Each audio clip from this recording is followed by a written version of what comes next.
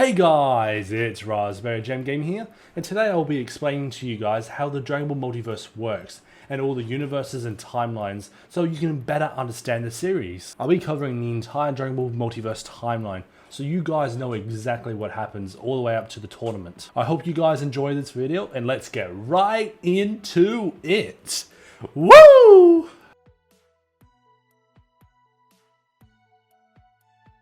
Explanation of the multiverse. This is from the author. I don't know who, but this is from the author, so I'm just going to read it out to you guys. What exactly is the multiverse in the DBM canon? Many fictions use different systems, so here, let's be as clear as possible, and only true to the DBS multiverse canon. All what is described here is true, and only true to Dragon Ball Multiverse. DB Super is not doing the same thing. Their 12 universes are different, and are different from what I describe here. Disclaimer, no science is involved in this process. So in DBN, the entire reality is called the multiverse. The multiverse contains an infinite number of universes. A universe contains the world of the living, space, planets, stars, etc. The world of demons, the world of deads, small subdimensions like the realm of spirit and time, and have a timeline beginning from a creation that we call Big Bang to its end or an eternal future. The world of the demons, Makai, and of the dead, overworld, Ahoy, can be seen as dimensions in the universe. A dimension is just another place in the same universe. You can't go back in time in your own universe.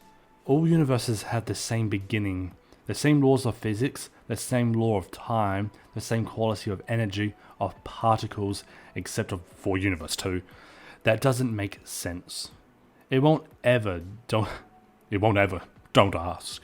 The Kaioshins are just a special life form, although a powerful and a long-living one. They aren't to be compared to the eternal gods of our religions. The process of life and death that makes beings go from a dimension, living, to another, dead, is a process that is created with an adaptation of life. Universes without life have no Kaioshins and no overworld. Same cause, same consequences.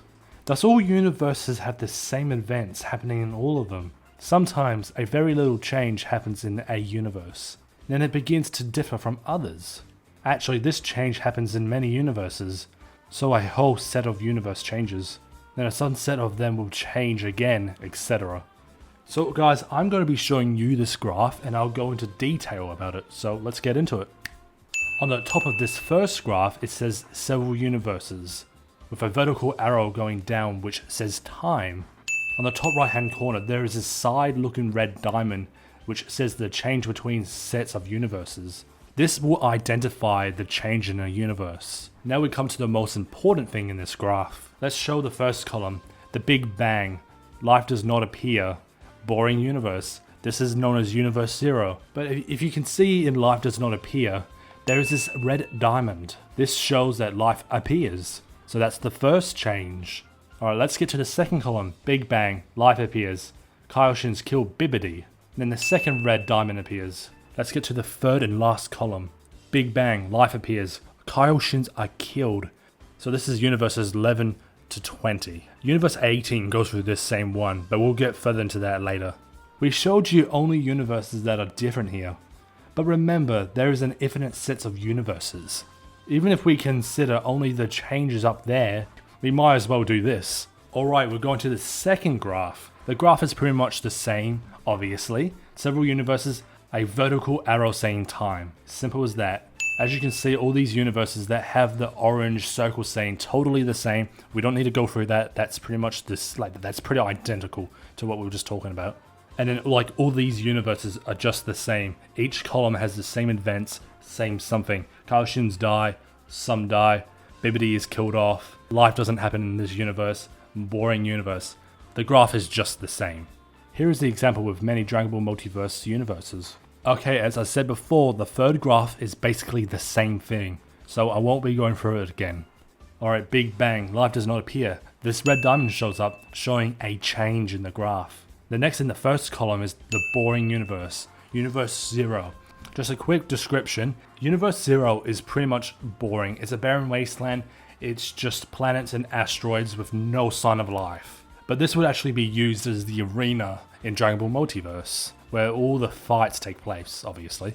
We're going to be doing the next column, the Big Bang. Life appears, Kaioshins kill Bibbidi, Kaioshins kill Broly. That's universe 1 through 10. A pretty simple universe where the Kaioshins actually did their job. Alright, we're going to be getting to the rest of the universes now. Big Bang, life appears, Kaioshins are killed, Bardock kills Frieza, Kakaroto isn't sent on Earth, which is a difference in universe 7 and most universes actually. The rest of this, the Kaioshins are killed by Boo. Bardock kills Frieza, Kakaroto isn't sent to Earth. This is one change in universe 3. Earth is attacked by the army of Bardock. Piccolo Daimao rises. That is a big change. But going back to when Kakaroto wasn't sent to Earth, this is the next column. Big Bang, life appears, Kaioshins are killed, Kakarot isn't sent to Earth. Main reason was it's because Cooler destroyed that pod, because Frieza couldn't do his job properly. In this universe, Frieza is also killed off as well, along with his henchmen. Earth is attacked by the army of Cooler. The Earthlings rise. That's Earth 9's short timeline, in a way. We're going to the 5th column, the Big Bang. Life appears, Kaioshins are killed, Kakarot is sent to Earth this time, which is a change, as you can tell by the red diamond. Earth is attacked by the army of Frieza, aka Reddit, and then the Saiyans. Vegeta is killed by Krillin. Frieza rises, universe 8. This is a universe where Frieza actually won on planet Namek and destroyed all the Z fighters, which kinda sucks. It's a depressing universe. Okay, we're going to the 6th column. Big Bang, life appears, Kaioshins are killed, Kakarot is sent to Earth. Earth is attacked by the army of Frieza. Vegeta gets away, which is another change. This time he wasn't killed by Krillin. The Nameks decide to fuse, which is another change. Gas rises. This is universe 7. Alright, we're going to the 7th column. Big Bang, life appears, Kaioshins are killed, Kakaroto is sent to Earth. Earth is attacked by the army of Frieza. Vegeta gets away. Nameks don't fuse. Goku turns Super Saiyan. Cell kills Gohan. This is where Cell won, and this is his universe 17. We're getting to the last column in this graph. Big Bang, life appears, Kaioshins are killed, Kakaroto is sent to Earth. Earth is attacked by the army of Frieza. Vegeta gets away. Nameks don't fuse. Goku turns Super Saiyan. Gohan kills Cell. This applies to Universe 4, Universe 6, Universe 18, Universe 16, Universe 20, so on and so forth. In the DBM tournament, all the participants are coming from a universe that only have one change with Universe 18, DBZ, which is the main canon. There could have been more, but for the fun of an experiment, we decided to do that. Alright, this time the graph has changed. Pretty much time is still vertical. You have an arrow saying DBM universes pointing right. And also, these different universes are consequences of a previous change. Another arrow pointing right. Kakaroto isn't sent on Earth. Earth is attacked by the army of Cooler. Earthlings rise. And then the diamond appears, which indicates a change. Kakaroto is sent on Earth. Earthlings are attacked by the army of Frieza. Son Goku rises. This is not in DBM, and the arrow points right. This could happen, but not in the universes of DBM tournament. The arrow points right as well. Kakaroto isn't sent on Earth. Earth is attacked by the army of Lord Slug. Nameks decide to fuse. Gas rises. We've got 3 diamonds that are pointing to different events that could have happened. We're going to the 2nd column now. Kakaroto is sent to Earth. Earth is attacked by the army of Frieza. Son Goku rises. Here are the same universes as shown from Universe 18's point of view. Okay, with this graph, it has the same premises, same everything. Just this time, those red diamonds are stretched out to living hell, dude. Alright, Universe 0. Life does not appear. And then you can see the red diamond. The longest red diamond we see is stretched out. Life appears. We're going to go straight to the 2nd column with Universe 1 through 10. That the Kaioshins kill Bibbidi. This happens through Universe 1 and 10, as I've just stated. Once again, there's this long diamond that shows and appears all the way to Universe 18. The Kaioshins are killed. This happens for Universe 11 all the way to 20. Okay, we're going to be going to Universe's 9 column. Kakaroto isn't sent to Earth. But the diamond stretches out all the way to Universe 18, saying that Kakaroto is sent to Earth. Now we're going to move all the way to Universe 8. Vegeta is killed by Krillin. However, the diamond says otherwise, and this diamond stretches all the way to Universe 18, saying Vegeta gets away. This is the universe we obviously know. We're going to Universe 7 where the Nameks decided to fuse. However, this diamond says otherwise. Nameks don't fuse, and Goku turns Super Saiyan. And we're doing the last diamond on this graph. Cell kills Gohan in Universe 17. The diamond says otherwise. Gohan kills Cell in Universe 18. That is pretty much the whole graph summarized. Here is all the logic in the DBM tournament universes. I hope this is clear for you now. Oh wait, there is more. Please take a deep breath. And now we're doing time travel. One of my favorite things to do. I love time travel. Let's get into it, you absolute nerds. Time travel. Our DBM rule is that time travel is only possible from one universe to another. That's why Trunks didn't change his past. He changed an alternative timeline that was originally identical to his. When going to the past, Trunks goes to a universe identical to his own. There are always universes with the same set of changes as yours, because there are infinite. And by doing this trip, he creates a change. From there, the universes can diverge. And now we're going to look at the graph, which can explain how this whole timeline works. How this whole time travel affects the timeline. All universes for that fact. Alright, let's go through the graph just quickly. You got the word time with an arrow pointing vertically down. Now you have a yellow sign that's pointing right to left, which says the word same, with another arrow sign pointing left to right. This is not the same. So don't get these two confused, obviously. Between time, you have these dotted lines. This is to separate separate years that have nothing to do with the timeline. The dotted line separates the time travel from an unaffected scenario of time. Let's go through the two columns, guys. Kakaroto is sent to Earth. Earth is attacked by the army of Frieza, Raditz. As you can see, the double-signed arrow says the same, so these events are the same regardless. Frieza and Cold go to Earth. Some things change. This is where things diverge, and this is where the big change takes place. Age 764, Frieza and Cold killed by Goku. Age 767, Goku is ill and dies by the heart virus. The cyborgs kill everyone. And then that's where the dotted line shows up. Bulma creates a time machine. This is where the double-arrowed sign shows up again, and this says not the same. This red arrow points to the red diamond, which shows a massive change as I showed in previous graphs. The words in red says Trunks traveling to the past. This is what we know of Dragon Ball Z's history. Frieza and Cold are killed by Trunks.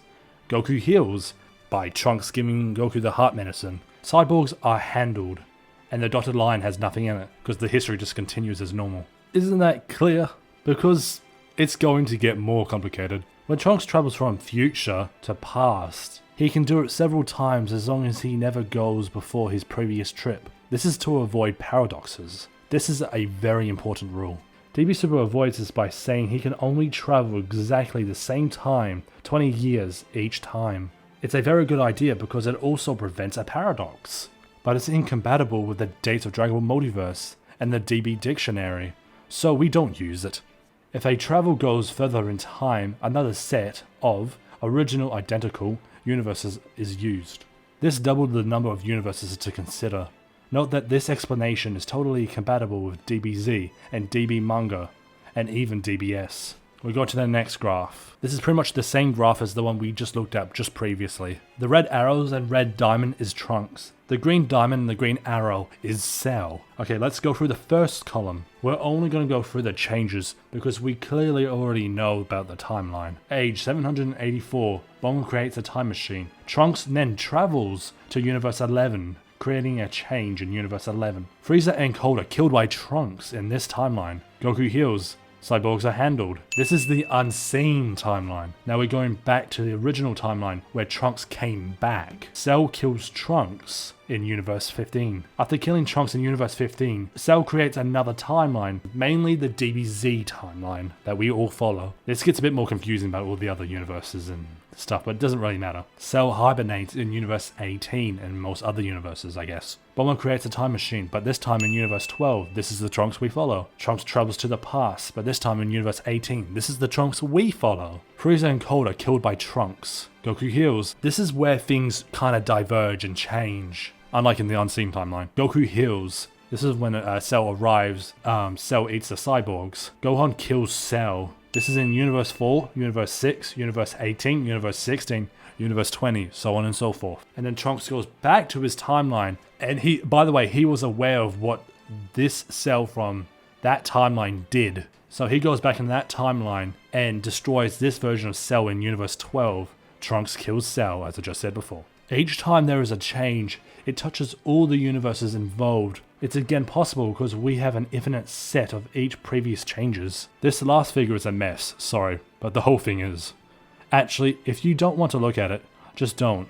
We understand, the Multiverse team. Let's get to the second last graph, guys. Okay, as once again everything's the same, we're just going to skip to Trunks' traveling and Cell's traveling. Bulma creates a time machine from Universe 15. The red arrow, the red diamond is Trunks. And then Frieza and Cold are killed by Trunks, which happens in Universe 11. And then the events of Universe 11 happens.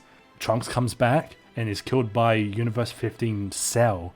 He travels to the main timeline, all the way to Cell hibernates. This gets a bit messy, but this is how we see time travel, guys. In Universe 12, Bulma creates a time machine.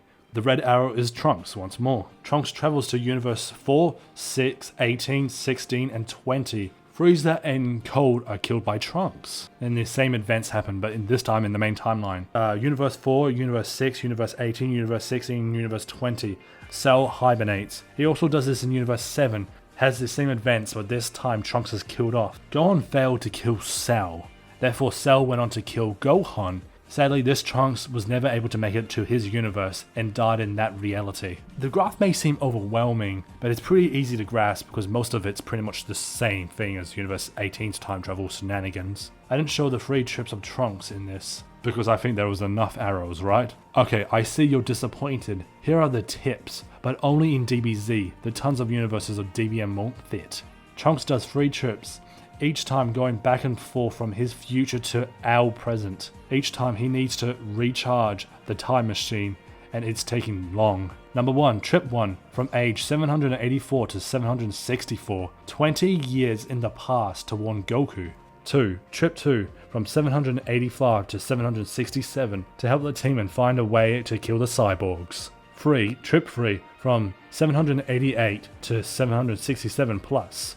Date unknown, to tell the team it's now okay on his side. And now we're going to look at the final graph, guys. Okay, the graph again is the same, so I'm not going to go through that, guys. I'm just going to go through the time travels. Trunks is the red line, of course. The only difference to this graph is the words and the trips that the characters take to change the timeline. This first timeline was told to Piccolo by Cell. Bulma creates a time machine. Trunks takes his first trip. Frieza and Cold are killed by Trunks. Goku heals. Trunks then goes back and then goes for his second trip. Goku heals. The second column is basically what I just said. Timeline is untold, so we don't really quite know what really happens. This green arrow shows Cell's trip. He hibernates in that timeline for that good period of time. In the Mirror special chapter in the manga, Bulma creates a time machine. Trunks travels to the main DBZ timeline, kills Frieza and Cold, and then goes back to his future, and then goes for his second trip to the DBZ timeline again, making sure that Goku heals. And then goes for his last trip to tell the Z Fighters that he won. But obviously BoJack Unbound isn't canon in that universe. We're not talking about DBM, we're talking the main timeline. BoJack Unbound doesn't happen. We don't know. That is the final graph, so yeah. Okay, so we're going to be moving on to the entire timeline of Dragon Ball Multiverse. I hope you guys enjoy this bit. The universe timeline. It applies throughout the DBZ universe and all the other universes of the tournament, except 1 and 10 where the Kaioshins handled grand schemes. Year -242, Hinashia, 16 years old, fights Romesco, 15 years old, with the help of Shin, 5 million years old. The following Frost Demons are massacred. Blizzard, 1532 years old. Frosty, 345 years old. Chilled, 102 years old. Ice Chimuria, 67 years old. Only Snowy, 294 years old, survives. Age -53, Snow gives birth to 2 children, Cold and Polar. Age 214, the bottom half of the evil Hurunaga creature is freed. The magicians that created it are stopped. No one hears from them again. Age 217, the Frost Empire resumes its conquest for non-federal planets. For ordinary species that normally don't live longer than a century, Snowa's promises of peace, proclaimed 10 generations ago, are long forgotten. Age 261, Cataclysm on planet Namek. Age 503, Polar is murdered by the BoJack gang, then Snowa disappears. Cold becomes Emperor. Age 507, the BoJack gang is imprisoned by the Kaios. Age 555, Birth of Cooler. Age 570, the birth of Frieza. Age 730, the Saiyans destroy the Tafu race. Age 731, Frieza and the Saiyans work together. Age 737, Frieza eliminates the Saiyans and their planet. Age 762, Frieza almost dies on planet Namek. Age 764, deaths of Frieza and Cold on Earth. Shortly thereafter, Cooler dies on Earth. Age 774, Majin Buu, the most dangerous creature of all time, is awoken and eliminated. Age 794, Multiversal Tournament. The Planet timeline. Year -242, Hinashia fights Ramikosio with the help of the Kaioshins. The planet is attacked by several frost demons. Age -240, opening of the first Tuffle embassy on Saiyan ground in the capital. Tuffles come from time to time on Saiyan ground. Age -239, after 2 incidents, a new Saiyan law is passed forbidding to kill Tuffles and eating them. It is also forbidden to hit them, even for a joke. Age -227, construction of Alpha Tuffles embassies in Saiyan territory. Queen Hinashia visits a Tuffle city for the first time. Quotation marks yawn with her declaration. Age -223, Tuffles build sewers in larger Saiyan cities. Fridges, ovens, and televisions are distributed among the Saiyans. Age -198, construction of Tuffle schools on Saiyan ground. First official Saiyan declarations to enter Tuffle cities. Age -195, death of Chi Li at 72 years of age. Age -156, first Saiyan ambassadors on Tuffle's territory. Change to the monarch systems. The king-queen is still chosen by combat, but is assisted by a council that is elected every 8 years. No Saiyans manage to defeat that old Hinashia.